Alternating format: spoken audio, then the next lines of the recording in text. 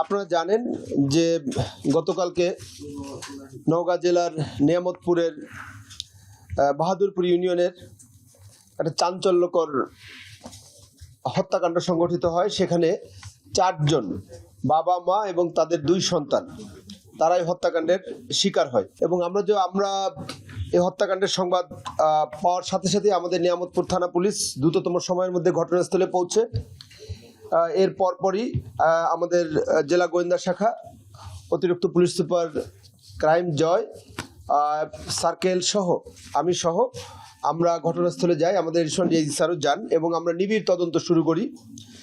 এবং একটানা আমরা আপনারা আমাকে সকালবেলা দেখেছেন একজন যে আমরা যেই ড্রেসে আমি গিয়েছি সেই ড্রেসে আসছি, যে একটানা আমরা তদন্ত করে আমরা এই চাঞ্চল্যকর 4 হত্যাকাণ্ডের রহস্য মোটামুটি উদ্ঘাটন করতে সক্ষম হয়েছি। এবং আমরা ইতিমধ্যে 3 জন খুনিকে আমরা গ্রেফতার করেছি এবং এর মধ্যে 2 জন পুলিশের কাছে স্বীকার করেছে যে তারা এই হত্যাকাণ্ডের সাথে জড়িত ছিল।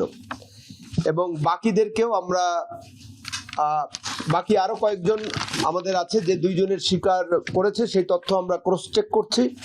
এবং বাকি যারা তাদের আমরা নাম বলছি না তদন্তের স্বার্থে, কিন্তু বাকিদেরকেও অভিযান অব্যাহত আছে।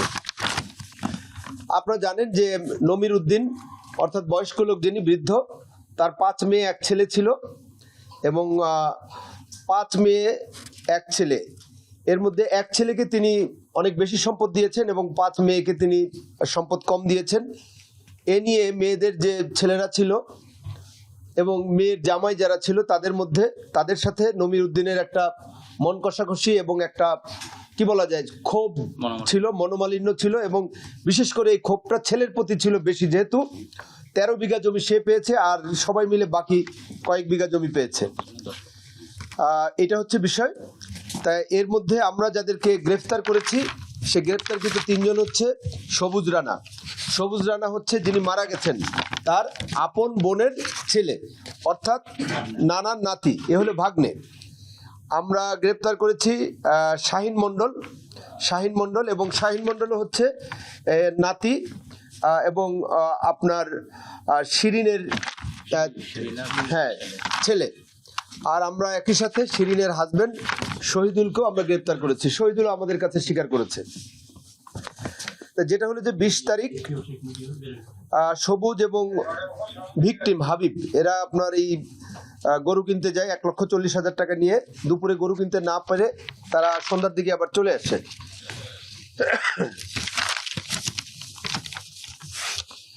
এরপরে আপনার ওই দিনই সন্ধ্যা আগে থেকেই তাদের মধ্যে আমি বলেছি যে চাপা একটা ক্ষোভ ছিল যে কিভাবে আপনার হাবিবকে পৃথিবী থেকে সরিয়ে দেওয়া যায়। হাবিবকে যদি হত্যা করা যায় বা হাবিবকে যদি সরিয়ে দেওয়া যায় তার বংশধরকে, তাহলে পরবর্তীতে তার যে সম্পত্তির মালিকানা স্বাভাবিকভাবেই বোনরা পাবে এবং সেক্ষেত্রে নাতিরাই লাভবান হবে।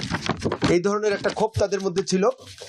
এবং তারা আনুমানিক 8:30 ঘটিকার সময় আপনার এই তার নানার বাসায় সবুজ যায় এবং হাবিব, সবুজ, নানা, তারপরে হচ্ছে হলো পপি যে মহিলাটা মারা গেছে এবং তার বাচ্চারা একত্রে তারা খেয়েছে এবং কাঁঠালের তরকারি দিয়ে তারা খেয়েছে। এ সময় সবুজ বাইরে চলে যায় এবং পূর্বেই তারা অর্থাৎ যে কিলারদের নাম আমি আগে বলেছি তারা একটা মাঠে বসে তারা একটা পরিকল্পনা করেছিল যে তারা এই ধরনের একটা মানে জমির দলিল তারা নানার কাছ থেকে নিয়ে আসবে এবং তারা হাবিবকে সরাই দেবে। তা এরপরে শাহিনের মধ্যে যে সে আগে থেকেই বাসার মধ্যে অবস্থান করতেছিল যে তাদের তথ্য অনুযায়ী, এবং এরপরে সে আগেই বলেছে যে একটু পরে সবাই যখন ঘুমিয়ে পড়বে তোরা সবাই চলে আসবি। তো এই বলে শাহিন বাড়ির ভিতরে, আপনারা দেখেছেন গতকালকে যারা ঢুকেছেন যে একটা পানির ট্যাঙ্কি ছিল, তার নিচে আবার একটা ঘর ছিল, এটার ভিতরে সে লুকায় ছিল। তো এরপরে আপনার রাত্রে আনুমানিক 11:30 থেকে 12টার দিকে শাহিন একবার দরজা খুলেছে আর বন্ধ করে দিয়েছে। যদিও এটা কন্ট্রাডিক্টরি, আরেকজন বলতেছে যে সবুজ মই দিয়ে বাসার ভিতরে ঢুকেছে এবং তারা দরজা খুলে দেয়। তো এরপরে আপনার দরজা একবার খুলে দেয় কিন্তু আবার দরজা বন্ধ করে দিয়েছে। এরপরে রাত 1:30টার দিকে তারা 4-5 জন 5-6 জন, এর সাথে আরো সহযোগী থাকতে পারে, 5-6 জন আপনার সেই বাসায় প্রবেশ করে এবং আপনার টিনের ঘরের বাসায় প্রবেশ করে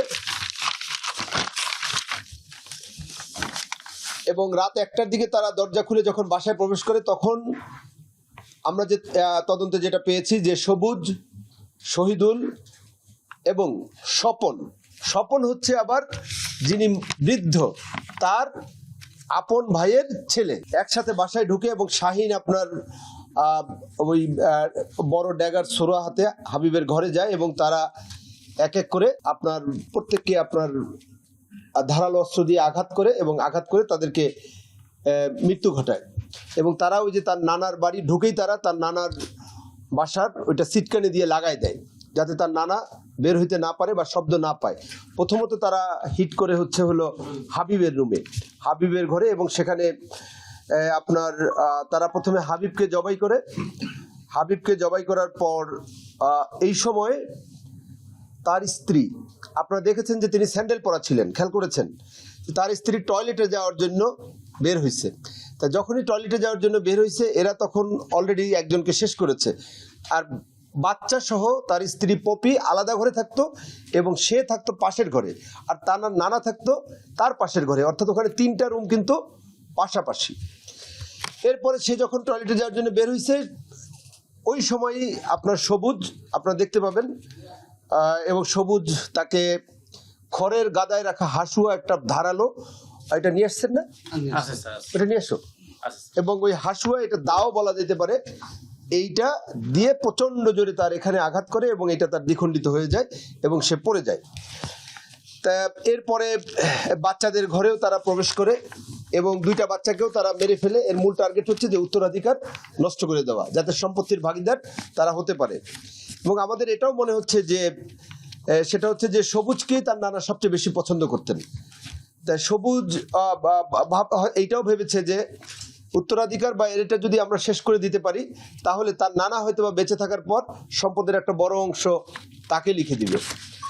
তো সবশেষে আমরা বলতে চাচ্ছি যে গতকালকেও আমাদের কাছে যেটা মনে হয়েছে যে সেটা হলো যে এটা একটা পরিকল্পিত হত্যাকাণ্ড ছিল, নিজেদের মধ্যে ফ্যামিলি ভায়োলেন্স, পূর্ব শত্রুতা, জায়গা জমি নিয়ে শত্রুতা, এবং এইটা একটা তাদের মধ্যে একটা ক্ষোভ ছিল এবং সেই ক্ষোভটাকে তারা কাজে লাগিয়েছে এবং এই ক্ষোভের বশবর্তী হয়ে এই ধরনের একটা মর্মান্তিক হত্যাকাণ্ড তারা ঘটিয়েছে। তা আমরা 3 জনকে গ্রেপ্তার করেছি, আরো কয়েকজনকে আমরা গ্রেপ্তার করার চেষ্টা অব্যাহত আছে।